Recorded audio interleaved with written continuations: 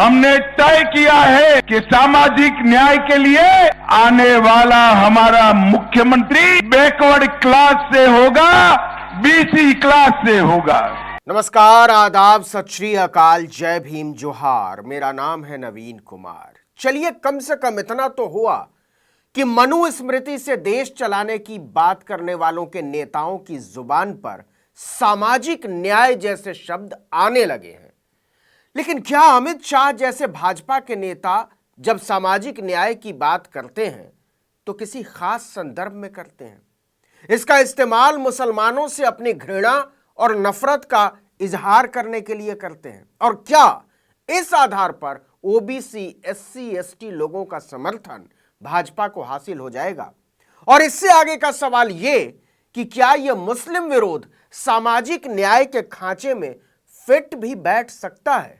मित्रों, हमने तय किया है कि इन्होंने तुष्टीकरण के लिए 4% मुस्लिम रिजर्वेशन लगाया है। भारतीय जनता पार्टी की सरकार ये 4% मुस्लिम रिजर्वेशन को हटा लेगी और ये बैकवर्ड क्लास और एससी, एसटी का रिजर्वेशन हम बढ़ाएंगे। इसके बाद जो अमित शाह ने कहा वो बहुत सारे सवाल और इससे ज्यादा संशय खड़े करता है।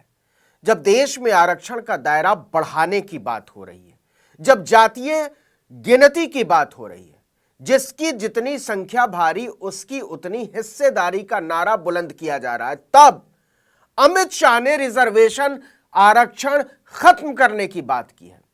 इससे बहुत सारे लोगों के कान खड़े हो गए, खासकर जब से बिहार में जातीय और आर्थिक सर्वे हुआ है। यह बात बाहर आ गई है कि पिछड़ों की आबादी 60% से भी ज्यादा है और उन्हें 27% रिजर्वेशन भी पूरा नहीं दिया जा रहा है। इसी तरह दलितों और आदिवासियों की आबादी भी 15% और 7.5% से ज्यादा है, लेकिन उनका हिस्सा मारा जा रहा है। ऐसे में अमित शाह ने दलितों, पिछड़ों, आदिवासियों को भाजपा के साथ जोड़ने के लिए मास्टर स्ट्रोक के नाम पर जो चाल चली है वो चिंता पैदा करने वाली है।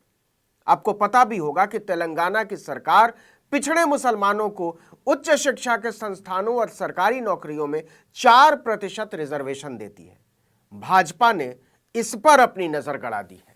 मित्रों, हमने तय किया है कि इन्होंने तुष्टीकरण के लिए 4% मुस्लिम रिजर्वेशन लगाया है। भारतीय जनता पार्टी की सरकार ये 4% मुस्लिम रिजर्वेशन को हटा लेगी और ये बैकवर्ड क्लास और एससी, एसटी का रिजर्वेशन हम बढ़ाएंगे। जरा शब्दों को पकड़ने की कोशिश कीजिए कि असली तुष्टीकरण, यही बात की है ना अमित शाह ने, तो असली तुष्टीकरण कौन कर रहा है और इस तुष्टीकरण के पीछे की नीयत क्या है, जरा उसको भी पकड़िएगा। मुसलमानों का रिजर्वेशन छोड़कर अमित शाह ने मूंगफली के दाने दलितों, पिछड़ों, आदिवासियों की तरफ फेंकने की बात की है। 4% मुस्लिम रिजर्वेशन लगाया है। भारतीय जनता पार्टी की सरकार ये 4% मुस्लिम रिजर्वेशन को हटा लेगी और ये बैकवर्ड क्लास और एससी, एसटी का रिजर्वेशन हम बढ़ाएंगे। गौर किया आपने, अमित शाह ने एक बार भी नहीं कहा कि हम पिछड़ों, दलितों, आदिवासियों का रिजर्वेशन बढ़ाएंगे। अमित शाह ने एक बार भी नहीं कहा कि हम जातीय गणना कराएंगे और आबादी के अनुपात में रिजर्वेशन तय करेंगे।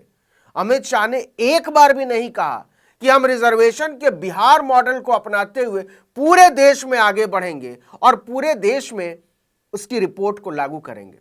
वो होशियारी क्या करते हैं कि हम मुसलमानों का 4% छीन कर पिछड़ों, दलितों, आदिवासियों को दे देंगे।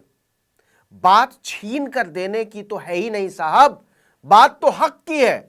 नीतीश कुमार ने 75% रिजर्वेशन के लिए विधानसभा से बिल पारित करा लिया। इसमें 43%, मिलता कितना 27, लेकिन नए कानून में 43% अकेले ओबीसी का हिस्सा होगा बिहार में। ओबीसी का भी 2 हिस्सों में बांटा, ओबीसी और ईबीसी। ईबीसी मतलब एक्सट्रीमली बैकवर्ड क्लास। ओबीसी को 18% और ईबीसी को 25%, मतलब 43। इसी तरह दलितों का आरक्षण 17.5% से बढ़ाकर 20% और आदिवासियों को 2%। सवर्णों का सुदामा कोटा यानी ईडब्ल्यूएस आरक्षण 10%। अमित शाह इस रास्ते पर बढ़ने से भाग खड़े हुए। प्रधानमंत्री नरेंद्र मोदी भी इसकी बात नहीं करते, हरगिज नहीं करते। भाजपा अध्यक्ष जेपी नड्डा भी इसकी बात नहीं करते। और वो कैसे करेंगे जब मोदी ही नहीं करते? ये लोग क्या कहते हैं? ये कहते हैं कि मुसलमानों का 4% काट कर आपको दे देंगे, आप 65% वाली बात बस भूल जाइए। क्या यह बात मानी जा सकती है? मित्रों, हमने तय किया है कि इन्होंने तुष्टीकरण के लिए 4% मुस्लिम रिजर्वेशन लगाया है। भारतीय जनता पार्टी की सरकार ये 4% मुस्लिम रिजर्वेशन को हटा लेगी और ये बैकवर्ड क्लास और SC ST का रिजर्वेशन हम बढ़ाएंगे। कमाल की बात यह है कि इस नियत के साथ भाजपा सामाजिक न्याय की बात कर लेती है और पिछड़ों को सपना दिखा रही है कि हम आपके वर्ग से मुख्यमंत्री बना देंगे, लेकिन आप रिजर्वेशन बढ़ाने की बात मत करिए, 65% की बात मत करिए, जातीय जनगणना की बात मत कीजिए, अपने वाजिब हक की बात मत कीजिए। हमने तय किया है कि सामाजिक न्याय के लिए आने वाला हमारा मुख्यमंत्री बैकवर्ड क्लास से होगा, BC क्लास से होगा। क्या इससे तेलंगाना के पिछड़े झांसे में आ जाएंगे? और इससे आगे का सवाल, क्या इससे सामाजिक न्याय का मकसद पूरा हो जाएगा? भाजपा आज भी यह स्वीकार करने को तैयार नहीं है कि देश के 18 करोड़ मुसलमानों का हिस्सा मारकर, उन्हें पीछे छोड़कर, उन्हें बदहाल छोड़कर न तो सामाजिक न्याय हो सकता है और न ही देश आगे जा सकता है। नरेंद्र मोदी यह स्वीकार करने को तैयार ही नहीं है कि मुसलमानों को लेकर उनकी नफरत और घृणा अब देश के लिए बोझ बन चुकी है। मोदी और शाह आज भी किसी छुटभैये नेता की तरह बात करते हैं, जिसके पास देश को एक साथ आगे ले जाने की न तो कोई समझदारी है, न सोच है और न ही साहस और दृष्टि। कि आने वाले दिनों में माड़ीगा समाज को भी न्याय दिलाएंगे और उनको वर्टिकल कोटा देने का काम भारतीय जनता पार्टी करेगी। मित्रों, सच ये है कि लोग इस पर यकीन नहीं करेंगे। अमित शाह के भाषण दे देने से सामाजिक न्याय नहीं आता।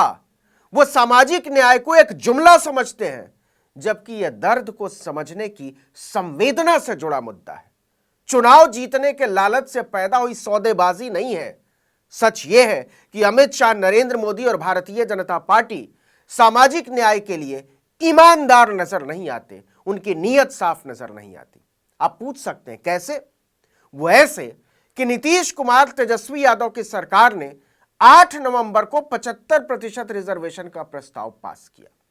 इसमें 10% तो सवर्णों का सुदामा कोटा है, जिसको EWS कहते हैं, लेकिन पिछड़ों, दलितों, आदिवासियों का आरक्षण 50% से बढ़ाकर 65% कर दिया गया। विधानसभा और विधान परिषद दोनों से यह बिल 8 नवंबर को एक ही दिन में पास हुआ, लेकिन यह तब तक अमल में नहीं आ सकता जब तक कानून न बन जाए, और कानून तब तक नहीं बन सकता जब तक बिहार के राज्यपाल उस पर हस्ताक्षर न कर दें। बिहार सरकार ने तो 9 नवंबर को ही दोनों सदनों से पास विधेयक को राज्यपाल राजेंद्र विश्वनाथ आर्लेकर को भेज दिया था, लेकिन वो उस पर हस्ताक्षर ही नहीं कर रहे हैं। इससे बड़ा बहुजन विरोधी चेहरा, बहुजन विरोधी सोच क्या हो सकती है? जबकि विधानमंडल के शीतकालीन सत्र में ही पारित 4 दूसरे विधेयकों पर 16 नवंबर को ही राज्यपाल ने हस्ताक्षर कर दिए और 17 नवंबर को गजट भी प्रकाशित हो गया, कानून बन गया। लेकिन 75% आरक्षण वाले विधेयक को आज तक मंजूरी नहीं दी है। इससे भाजपा की असलियत का पता चलता है, उसकी नीयत का पता चलता है। कहने को आप कह सकते हैं कि राज्यपाल दलगत भावना से ऊपर होते हैं, लेकिन मोदी की भाजपा ने इस लकीर को मिटा दिया है। केरल से पंजाब तक और तमिलनाडु से बंगाल और बिहार तक इसकी नजीरें आपको मिल जाएंगी। जनता के बहुमत से चुनी हुई ये राज्य सरकारें सुप्रीम कोर्ट में खड़ी हैं कि राज्यपाल सरकार नहीं चलने दे रहे हैं, विधानसभा के फैसलों का सम्मान नहीं कर रहे हैं, महीनों महीनों से पारित बिल लटका रखे हैं। ऐसे में जब अमित शाह मुसलमानों का आरक्षण छीनने की बात करते हैं, उसको खत्म करने की बात करते हैं, तो सामाजिक न्याय पर बहुत सारी चीजें पर्दे से बाहर आ जाती हैं। इस वीडियो में इतना ही, लेकिन अगर आपने आर्टिकल 19 इंडिया को अब तक सब्सक्राइब नहीं किया तो फौरन कीजिए, बेल आइकॉन दबाइए, घंटी जैसी आकृति, लाइक कीजिए और कमेंट करके बताइए हमारा वीडियो आपको कैसा लगा। यूट्यूब पर देख रहे हैं तो हमारे चैनल को सब्सक्राइब कीजिए, फेसबुक पर देख रहे हैं तो हमारे पेज को लाइक कीजिए, हमारा ट्विटर हैंडल है, इसको जरूर फॉलो कीजिए article19_India, और मेरा ट्विटर हैंडल नवीन जर्नलिस्ट, आप मुझे भी फॉलो कर सकते हैं। नमस्कार।